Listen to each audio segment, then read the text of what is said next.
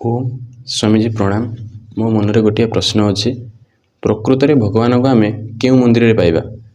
पुरी थे श्री जगन्नाथ मंदिर कि आम गाँव में श्री जगन्नाथ मंदिर कि घटगाँ थे तारिणी मंदिर कि एवं चर्चा आसी दीघारे पश्चिमबंग दीघारे श्री जगन्नाथ मंदिर? समय थिला केतबेले मु भी से विचार रे थिली कि प्रकृत ईश्वर को मंदिर रे अथवा को स्थान रे प्राप्त हेबे। तो आमर धर्म कौन? हिंदू आमर धर्म कही पारिबानी, आमे हिंदू नामित हो जाइछे। वास्तव रे आमर होछि सनातन धर्म, वैदिक धर्म। जेहेतु आमे वेद अनुसार चली थाउ, आमर धर्म ग्रंथ कौन? वेद।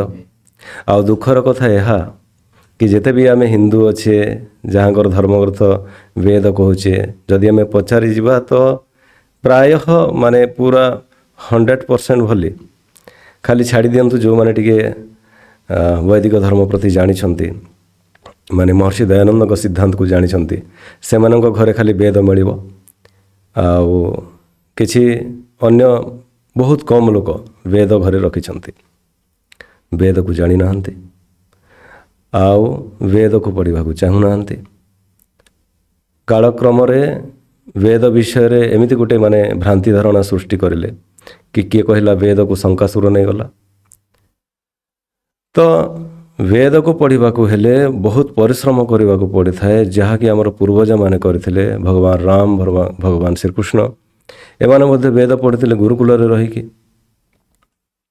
तो लोके कौन मिथ्या भ्रांति सृष्टि करिले, जो माने निजर व्यक्तिगत स्वार्थ पाई कि तमे किए कहला कि तमे यही व्रत करने द्वारा, गोटे दिन उपवास करने द्वारा यही वेद पढ़िबार पुण्य मिल जीव। तो लोके आलस्य आ प्रमाद करिले, तो भ्रांति धारणा सेठी सृष्टि हो जाए। तो एबे जो प्रश्न अच्छी कि प्रकृत ईश्वर कोठी मिलिबो, एमिति अनेक घटना आसी थाए आम व्यवहारिक जीवन रे मध्य।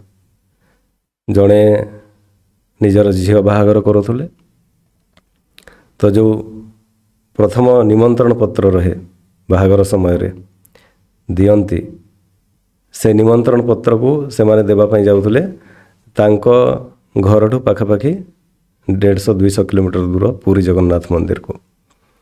मो पचारे कुआड़े जाउछंती, कहले आमर बाहागर अछि, तो आमे निमंत्रण पत्र देवाई जाऊँ जगन्नाथ मंदिर को।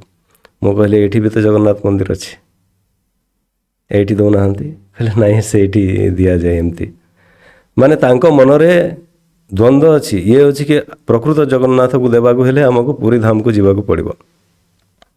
आमर एठी जो मंदिर अच्छी एठी से जगन्नाथ नाहांती। क्वेश्चन करला बेल को से तार नाई नाई एठी भी अछंती किंतु सेठी देबो एमती कहले, किंतु वास्तविक रे देखिबा जदि कोन कि प्रकृत रे तांको हृदय भितर अछि कि प्रकृत जगन्नाथ सेठी अछंती। एबे भी यही विवाद चली। दीघा जिते बेले तैयारी हैला आउ सेठी धाम लिखिले तो विवाद चली। सेटा तो अलग कथा, धाम लिखा कथा न लिखा कथा। जो प्रश्न अच्छी कि ईश्वर कोठी मिलिबे, तो आमे जदि आमर धर्मग्रंथ को जीवा, वेद को जीवा, तो प्रथम जानिबा कि ईश्वरंकर स्वरूप कौन। तो गोटे वेद मंत्र अच्छी जहाँ कि यजुर्वेदर 40 अध्यायर प्रथम मंत्र, ईशोपनिषद रे प्रथम मंत्र मध्य अच्छी से ईशावास्यमिदं सर्वं यत्किंच जगत्याम जगत। माने सारा ब्रह्मांड रे सृष्टि रे जहाँ भी चराचर जगत अच्छी ताहा कौन ईश्वरंक द्वारा आच्छादित अच्छी। आउ ईश्वर सर्वत्र व्यापक, सबुठी व्यापक से। तो प्रकृत रे जो आमर ईश्वरीय ग्रंथ आमे जहाँ को वेद कहूचे, से वेद रे जो ईश्वरंकर स्वरूप वर्णना अच्छी। वर्तमान कौन है लोक माने निज निजर सुविधा अनुसार निज निजर गोटे ईश्वर तैयारी करछंती। आमे गोटे ट्राइबल एरिया को जीवा, कौन से एमिति गोटे मंदिर को जीवा जोठी देखिबा कि सेठी बलि प्रथा थिबो। कोठी मईसी बलि दिया जाए शुणिथिबो, कोठी छेली मेंढा इत्यादि बलि दिया जाए शुणिथिबो, तो कोठी कुकुड़ा दिया जाए शुणिथिबो। तो जो माने तांको अनुसार गोटे गोटे ईश्वर तैयारी करिले, से माने कौन करिले तांकु जहाँ सुस्वादु भोजन पसंद अच्छी सेटा ईश्वर को भी अर्पित करके सेटा खाइले। ଏବେ ଯେଉଁ ପୂଜା କରାଯାଏ ସେଇଟା ଜଡ଼, ସେ ତ ଚେତନ ନୁହେଁ, ସେ ତ କିଛି ଖାଇବନି, ତ କ'ଣ କରିବେ? ନିଜେ ହିଁ ଖାଇବେ। ମୁଁ ତ କେବେ କେବେ କୁହେ କି ଯେଉଁ ବଳି ପ୍ରଥା ବି ଅଛି, ପ୍ରକୃତରେ ଦେବାଦେବୀ ଯଦି ଖାଇବା ଆରମ୍ଭ କରିଦେବେ ଯାହାକୁ ଭଗବାନ କହୁଛନ୍ତି, ଏମାନେ ଦେବେ ବି ନାହିଁ। କାହିଁକି? ମଣିଷ ବହୁତ ସ୍ୱାର୍ଥୀ, ସେ ଫ୍ରିରେ ଦେବାକୁ ଚାହିଁବନି, ତ ସେ ନିଜେ ହିଁ ଖାଇବା ପାଇଁ ଦେଉଛି। ଜାଣିছে ସେ ଖାଇବେନି, ତ ଆମେ ଖାଇବା, ଭୋଜି କରିବା, ତ ବଳି ପ୍ରଥା ଆରମ୍ଭ କରିଦିଅ। ତ ଏଇ ଯେଉଁ ପରମ୍ପରା ଗୁଡ଼ିକ ବିଭତ୍ସ ହେଇକି ଅଛି, କ'ଣ ପାଇଁ ଅଛି? କି ଆମେ ଈଶ୍ୱରଙ୍କର ପ୍ରକୃତ ସ୍ୱରୂପକୁ ଜାଣିପାରି ନାହିଁ। ତ ଈଶ୍ୱର ଯଦି ସର୍ବବ୍ୟାପକ, ସେ ସବୁଠାରେ ଯଦି ସାରା ସଂସାର ତାଙ୍କ ଦ୍ୱାରା ଆଚ୍ଛାଦିତ ଅଛି, ଆଉ ଏଇ ଆମର ଏଇ ଗୋଟେ କେବଳ ନିର୍ଦ୍ଧାରିତ ଆଶ୍ରମ ନୁହେଁ, କି ଓଡ଼ିଶା ନୁହେଁ, କି ଭାରତ ନୁହେଁ, କି ବିଶ୍ୱ ନୁହେଁ, ସାରା ବିଶ୍ୱ ବ୍ରହ୍ମାଣ୍ଡ, ଆଉ ଏ ବିଶ୍ୱ ବ୍ରହ୍ମାଣ୍ଡ ଏତିକି ବ୍ୟାପୀ ରହିଛି, ଯେ ଈଶ୍ୱର ଏହି ଅନନ୍ତ ବ୍ରହ୍ମାଣ୍ଡର ନିର୍ମାଣ କରିଛନ୍ତି, ସେ ଈଶ୍ୱରଙ୍କର ବ୍ୟାପକତା କେତେ ଥିବ? ତ ଈଶ୍ୱର ସର୍ବବ୍ୟାପକ, ସେ ସବୁ ଜାଗାରେ ବ୍ୟାପ୍ତ ଅଛନ୍ତି। ଆମ ଭିତରେ, ଆମ ବାହାରେ, ଆମ ହୃଦୟରେ, ଅନ୍ୟ ହୃଦୟରେ, ସବୁଠି ବ୍ୟାପ୍ତ। ଆଉ ସେଇ ଈଶ୍ୱରଙ୍କୁ ଆମେ ପାଇବା ପାଇଁ ଯଦି ଯିବା କୌଣସି ପ୍ରପର ମନ୍ଦିରକୁ, ମୁଁ କୌଣସି ମନ୍ଦିରର ଏଠି ବିରୋଧ କରୁନି, କି କୌଣସି ମନ୍ଦିରରେ ଈଶ୍ୱର ନାହାନ୍ତି ବୋଲି ଏମିତି କହୁନି, ସେଇ ମନ୍ଦିରରେ ବି ଈଶ୍ୱର ଅଛନ୍ତି। କିନ୍ତୁ ଆମେ ପ୍ରକୃତ ଈଶ୍ୱରଙ୍କୁ ଜାଣିବା କେମିତି, ପାଇବା କେମିତି? ତ ଆମେ ଈଶ୍ୱରଙ୍କୁ ଜାଣିବାକୁ ହେଲେ, ପାଇବାକୁ ହେଲେ ଆମକୁ ଯୋଗାଭ୍ୟାସ କରିବାକୁ ପଡ଼ିବ। ନିଜର ହୃଦୟ ମନ୍ଦିର, ଯେଉଁ ମନ୍ଦିର ଈଶ୍ୱର ତିଆରି କରିଛନ୍ତି ଆମ ହୃଦୟ ଭିତରେ, ସେହି ମନ୍ଦିରକୁ ଆମେ ପବିତ୍ର କରିବାକୁ ପଡ଼ିବ। ଆମେ କୌଣସି ଈଶ୍ୱରଙ୍କୁ ଚତୁଃପାର୍ଶ୍ୱରେ ବନ୍ଦ କରିଦେବା ଗୋଟେ ମନ୍ଦିର ତିଆରି କରିକି, ନା ଈଶ୍ୱର ଚୋରି ହେବେନି ବୋଲି, ଏମିତି କରାଯାଏ କି ନାହିଁ? କି ଈଶ୍ୱରଙ୍କର ଅଳଙ୍କାର ଇତ୍ୟାଦି ଚୋରି ହେବ ନାହିଁ ବୋଲି। ତ କ'ଣ ସେ ପ୍ରକୃତ ଈଶ୍ୱର? ସେଇଟା ଖାଲି ଆମ ଗୋଟେ ଭାବନା ରହିଛି, ପାରମ୍ପରିକ ଭାବନା। ତାହା ନ ହଉ କି ତାହା ନ କରନ୍ତୁ ଲୋକେ, ଏଇ ଆମର ଉଦ୍ଦେଶ୍ୟ ନାହିଁ। କିନ୍ତୁ ଯଦି ପ୍ରକୃତ ଈଶ୍ୱରକୁ ଆମେ ଜାଣିବାକୁ ହେଲେ, ଆମେ ଆମର ଶାସ୍ତ୍ରକୁ ଅଧ୍ୟୟନ କରିବାକୁ ପଡ଼ିବ, ଆମର ଦର୍ଶନ ଶାସ୍ତ୍ରକୁ ଜାଣିବାକୁ ପଡ଼ିବ, ଆମର ପ୍ରାମାଣିକ ଗ୍ରନ୍ଥ ଗୁଡ଼ିକୁ ଜାଣିବାକୁ ପଡ଼ିବ। ବର୍ତ୍ତମାନ ଆମର ଯେଉଁ ସନାତନୀ ହିନ୍ଦୁ ସମାଜର ଏତିକି ଦୁର୍ଦ୍ଦଶା କି ସେମାନେ ନିଜର ଧର୍ମଗ୍ରନ୍ଥ ଯେଉଁ ଭାଷାରେ ଅଛି, କେଉଁ ଭାଷାରେ ଅଛି? ସଂସ୍କୃତରେ ଅଛି। ଆଉ ସେ ସଂସ୍କୃତ ଭାଷାକୁ ଜାଣୁଛନ୍ତି କି, ପଢ଼ୁଛନ୍ତି? ସେଇଆ ହିଁ ଜାଣିପାରୁନାହାନ୍ତି। ତ ସେଇ ସଂସ୍କୃତକୁ ପଢ଼ିବା କଥା, ସେଇ ଶାସ୍ତ୍ରକୁ ପଢ଼ିବା କଥା, ସେଇ ଶାସ୍ତ୍ରକୁ ବୁଝିବା କଥା। ଏବେ କିଏ ବି ପାଖଣ୍ଡି ଗୋଟେ ବି କୌଣସି ଶ୍ଲୋକ ଗୋଟେ ରଚନା କରିଦେବ ସଂସ୍କୃତରେ, ତ ତାକୁ ମାନି ନେଉଛନ୍ତି କି ଏଇଟା ସତ ବୋଲିକି। କାହିଁକି? ସେମାନେ ନିଜେ ହିଁ ବିଦ୍ୟା ଅର୍ଜନ କରିନାହାନ୍ତି। ତ ଆମକୁ ଜାଣିବାକୁ ହେବ କି ପ୍ରକୃତ ଈଶ୍ୱରକୁ ପାଇବାକୁ ହେଲେ କୌଣସି ପ୍ରପର ମନ୍ଦିର ଅଥବା କୌଣସି ସ୍ଥାନ ବିଶେଷ ନଥାଏ। ହଁ, ଆମେ ଯଦି ସାଧନା କରିବାକୁ ଚାହୁଁଛେ, ତାହେଲେ ଆମକୁ ମୋହ ମାୟା ଛାଡ଼ିକି ଆମକୁ କୌଣସି ଏକାନ୍ତ ଶାନ୍ତ ଜାଗାକୁ ଯିବାକୁ ପଡ଼ିବ। ନଦୀ ତଟ ହେଲା, ପାହାଡ଼ ତଟ ହେଲା, ଏଗୁଡ଼ିକ ଶାନ୍ତ ବାତାବରଣ ଥାଏ, ଯେଉଁଥିରେ ଆମେ ଈଶ୍ୱରଙ୍କ ଧ୍ୟାନ କରିବା, ତ ଆମକୁ କୌଣସି ବାଧାବିଘ୍ନ ଆସିବ ନାହିଁ। ତାପରେ ଆମେ ନିଜର ହୃଦୟ ଗୁଫାକୁ ଯାଇକି, ହୃଦୟ ମନ୍ଦିରକୁ ଯାଇକି ଆମେ ଈଶ୍ୱରଙ୍କର ଦର୍ଶନ କରିପାରିବା।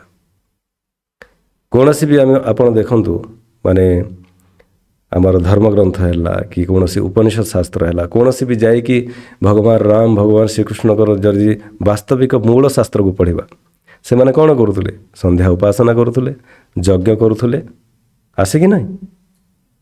କିନ୍ତୁ ବର୍ତ୍ତମାନ ସେଗୁଡ଼ିକ ଭୁଲି ଯାଇଛି ଆମେ। ଯଜ୍ଞ କରିବାରେ ଘିଅ ଅଧିକ ଲାଗିବ, ସମୟ ଲାଗିବ, ମନ୍ତ୍ରପାଠ କରିବାକୁ ପଡ଼ିବ, ଛୋଟ ଘିଅର ମାନେ ଗୋଟେ ବତି ତିଆରି କରିକି ଆମେ ଦେଇକି ଟିକେ ଘଣ୍ଟି ବଜେଇକି ଭାବୁଛେ ଆମେ ଈଶ୍ୱରଙ୍କୁ ପୁରା ପାଇଗଲେ। ଆଉ ଦୁଃଖର ବିଷୟ ଏହା କି ଆମ ଓଡ଼ିଶାରେ ପ୍ରତ୍ୟେକ ଘରେ ଯାହା ବି ମାନୁଛନ୍ତି, ପୂଜା ପାଠ କରୁଛନ୍ତି, ସେଦିନ ଆଇଁଷ କରିବେ ନାହିଁ, ମାଛ ମାଂସ କରିବେ ନାହିଁ। ଆଉ ତାପରେ ଠାକୁର ଘରକୁ ବନ୍ଦ କରିକି ପୁଣି ସେଇ ଯେଉଁମାନେ କିଚେନରେ, ଯେଉଁ ରୋଷେଇ ଘରେ ସେମାନେ ଯାହାକୁ ଭଗବାନ ମାନୁଛନ୍ତି, ସେ ପ୍ରସାଦ ତିଆରି କରୁଛନ୍ତି, ସେଠି ଯୋଡ଼େ ଜୀବ ହତ୍ୟା କରିକି ଆଣିବେ, ସେଠି ତିଆରି କରିବେ।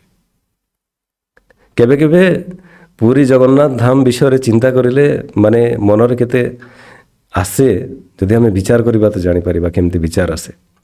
କି ଯେଉଁଠି ଜଗନ୍ନାଥ ଧାମ କହୁଛନ୍ତି, ତା ଚତୁଃପାର୍ଶ୍ୱରେ କ'ଣ ଚିଙ୍ଗୁଡ଼ି, ମାଛ, ମାଂସ, ଏଇସବୁ ହୋଟେଲ ରେଷ୍ଟୁରାଣ୍ଟ ରହିଛି।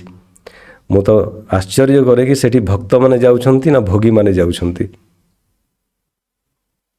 ତ ଏଇସବୁ ଯେଉଁ ସମାଜର ଆମର ଦୂଷିତ ପରମ୍ପରା ଅଛି, ଏଇଟା ସବୁ ଆମେ ଜାଣିବା କଥା, ଦୂର ହେବା କଥା। ତ ମିଥ୍ୟା ହିଁ ଆମ ଭିତରେ ଏତେ ଘର କରିକି ରହିଛି କି ସେ ମିଥ୍ୟାଟାକୁ ହିଁ ଆମେ ଛାଡ଼ିବା ପାଇଁ ଚାହୁଁନାହିଁ, ସେ ଭ୍ରାନ୍ତିକୁ ହିଁ ଆମେ ଛାଡ଼ିବାକୁ ଚାହିଁନାହିଁ। ସେଇଥିପାଇଁ ଆମେ ଆମର ଶାସ୍ତ୍ର ଗୁଡ଼ିକ ପଢ଼ିବା କଥା, ଦର୍ଶନ ଶାସ୍ତ୍ର ପଢ଼ିବା କଥା, ଉପନିଷଦ ଶାସ୍ତ୍ର ପଢ଼ିବା କଥା, ଯେଉଁ ବାଲ୍ମୀକି ରାମାୟଣ ଅଛି ମୂଳ ସେଇଟାକୁ ପଢ଼ିବା କଥା, ମହାଭାରତକୁ ପଢ଼ିବା କଥା, ମନୁସ୍ମୃତିକୁ ପଢ଼ିବା କଥା। ତ ପ୍ରକୃତ ଈଶ୍ୱରକୁ ଆମେ ଜାଣିବାକୁ ହେଲେ ଆମେ ଶାସ୍ତ୍ରକୁ ପଢ଼ିବା। ଆଉ ପ୍ରକୃତର ଈଶ୍ୱର ଆମକୁ କେଉଁଠୁ ମିଳିବେ? କୌଣସି ବି ମନ୍ଦିର ବିଶେଷ ପ୍ରତିଷ୍ଠାନରେ ନାହିଁ, ବରଂ ଆମ ଭିତରେ ଯେଉଁ ଈଶ୍ୱର ନିର୍ମିତ ମନ୍ଦିର ଅଛି, ହୃଦୟ ଅଛି, ଆମେ ଆଖି ବନ୍ଦ କରିକି ସେଇଠି ପାଇପାରିବା। ଆଚ୍ଛା, ଆଉ ଗୋଟେ କଥା, ମନ୍ଦିରକୁ ବି ଯାଆନ୍ତି ଆଉ ସେଠି ଯାଇକି ହାତ ଯୋଡ଼ନ୍ତି, ଆଉ ମାଗିଲା ବେଳେ କ'ଣ କରନ୍ତି? ଆଖିକୁ ବନ୍ଦ କରିଦିଅନ୍ତି। ତ ଯଦି ଈଶ୍ୱର ସାମ୍ନାରେ ହିଁ ଛିଡ଼ା ହେଇଛନ୍ତି, ଆଖି ବନ୍ଦ କରିବାର ଆବଶ୍ୟକତା କ'ଣ? ମାନେ ନିଜର ଆତ୍ମା ବି ଜାଣୁଛି କି ମୋ ଭିତରେ ହିଁ ଈଶ୍ୱର ଅଛନ୍ତି ବୋଲି। ତ ପ୍ରତ୍ୟେକ ମଣିଷ ଭିତରେ ଈଶ୍ୱର ଅଛନ୍ତି, ସର୍ବତ୍ର ବ୍ୟାପକ ଅଛନ୍ତି। ତ ଆମେ ଯଦି ଆମ ଶାସ୍ତ୍ରକୁ ଜାଣିବା ତ ନିଶ୍ଚିତ ଭାବରେ ଆମର ହୃଦୟ ମନ୍ଦିରରେ ହିଁ ପ୍ରକୃତ ଈଶ୍ୱର ଅଛନ୍ତି। କୌଣସି ମଣିଷ ତିଆରି କରିଥିବା ଈଶ୍ୱର, ମଣିଷ ତିଆରି କରିଥିବା ମନ୍ଦିର ଅପେକ୍ଷା ଈଶ୍ୱରଙ୍କ ତିଆରି ଏଇ ଯେଉଁ ମନ୍ଦିର ଅଛି, ଶରୀର ମନ୍ଦିର ଅଛି, ଏଇଠିରେ ଆମେ ଈଶ୍ୱରଙ୍କୁ ପାଇପାରିବା। ତ ଆମର ଚିତ୍ତ ଶୁଦ୍ଧ ରହିବ, ରାଗ ଦ୍ୱେଷରୁ ମୁକ୍ତି ହେବା ଆମେ, ଆଉ ଅବିଦ୍ୟାଦି ଅନ୍ଧକାରରୁ ଦୂର ହେବା, ତାହେଲେ ଯାଇ ଈଶ୍ୱରଙ୍କୁ ପ୍ରାପ୍ତ କରିହେବ। ଲୋକେ ଏତେ ମାନେ ସୁବିଧାଜନକ ହେଇଗଲେଣି କି କେବେ କେବେ ନ୍ୟୁଜ୍ରେ ଆସିକି ପୁରୀ ମନ୍ଦିରରେ ଏତିକି ଭିଡ଼ ଲାଗିଲା, ଏତିକି ଦ୍ୱାର ଖୋଲିଲା, ଏମିତି ଖରାରେ ଛିଡ଼ା ହେଇକିରି ଭକ୍ତମାନଙ୍କର ବିକଳିତ ହେଇଗଲେ ଈଶ୍ୱରଙ୍କ ଦର୍ଶନ ପାଇଁ। କ'ଣ ଈଶ୍ୱରଙ୍କ ଦର୍ଶନ କରିବା ଏତେ ସହଜ ଯେ ତାତ୍କାଲିକ ମାନେ ଗୋଟେ ଦିନରେ ପାଇଯିବେ? ବର୍ଷ ସାରା ପାପ କରିବେ, ଆସିକି ମୁଁ ଈଶ୍ୱରଙ୍କର ଦର୍ଶନ କରିନେବି କହିବେ 2-4 ଘଣ୍ଟା ଲାଇନରେ ଛିଡ଼ା ହେଇକରି? ସମ୍ଭବ ହିଁ ନୁହେଁ। ତ ମଣିଷମାନେ ସୁବିଧାବାଦୀ ଭ୍ରାନ୍ତିରେ ଅଛନ୍ତି, ନିଜ ନିଜ ଅନୁସାରେ ନିଜର ସ୍ୱାର୍ଥରେ ମାନେ ଈଶ୍ୱରକୁ ମାନିଥାନ୍ତି। ତ ଯଦି ଆମେ ଧର୍ମଗ୍ରନ୍ଥକୁ ଦେଖିବା ଆମର, ତ ଈଶ୍ୱରଙ୍କୁ ତ କିଏ ତିଆରି ହିଁ କରିପାରିବେନି। ମଣିଷ ପାଖରେ ଏତିକି ସାମର୍ଥ୍ୟ ହିଁ ନାହିଁ କି ସେ ଈଶ୍ୱରଙ୍କ ପାଇଁ ଗୋଟେ ମନ୍ଦିର ତିଆରି କରିପାରିବ। ଈଶ୍ୱର ତିଆରି କରିଛନ୍ତି ଆମକୁ, ଆଉ ଆମେ ଈଶ୍ୱରଙ୍କୁ ତିଆରି କରିବା ପାଇଁ କିଏ? ଈଶ୍ୱର ଆମ ଶରୀରରେ ପ୍ରାଣ ଦେଇଛନ୍ତି, ଆମେ ଈଶ୍ୱରଙ୍କର ପ୍ରାଣ ପ୍ରତିଷ୍ଠା କରିବାରେ କିଏ? ତ ଏଇ କଥା ସବୁ ଶୁଣିଲେ ଓଟପଟାଙ୍ଗ ଲାଗିବ। କିଏ କହିବ ହିନ୍ଦୁ ବିରୋଧୀ, କିଏ କହିବ ଜଗନ୍ନାଥ ସଂସ୍କୃତିର ବିରୋଧୀ। ନା, ଏଇଟା ହିଁ ଆମର ବୈଦିକ ସଂସ୍କୃତି ଅଟେ, ଯାହାକି ପ୍ରମାଣିକ, ଦାର୍ଶନିକ ଆଉ ତାର୍କିକ। କୌଣସି ଆକାରରେ ବି ବୈଦିକ ସିଦ୍ଧାନ୍ତକୁ କେହି ତର୍କରେ କାଟିପାରିବ ନାହିଁ। କିନ୍ତୁ କାଳକ୍ରମରେ ଆମେ ଯେଉଁଟା ବି ମାନୁଛେ ତାର ବି ବିରୋଧ କରିବା ପାଇଁ ନାହିଁ। ଲୋକମାନେ ଯେତିକି ସେମାନେ ମାନୁଛନ୍ତି, ଯେଉଁ ସଂସ୍କୃତିକୁ ମାନୁଛନ୍ତି, ସେମାନେ ସ୍ୱତନ୍ତ୍ର, ଜୀବାତ୍ମା ସ୍ୱତନ୍ତ୍ର ଅଟେ। ପାପ ପୁଣ୍ୟ କରିବ, ଭୋଗ କରିବ, ସେ ସ୍ୱତନ୍ତ୍ର। ଯାହା ବି କରିବ ତାର ଫଳ ପ୍ରାପ୍ତି ହେବ, ସେ ସ୍ୱତନ୍ତ୍ର। ଭୋଗିବାରେ ପରତନ୍ତ୍ର, କିନ୍ତୁ କର୍ମ କରିବାରେ ସମସ୍ତେ ସ୍ୱତନ୍ତ୍ର।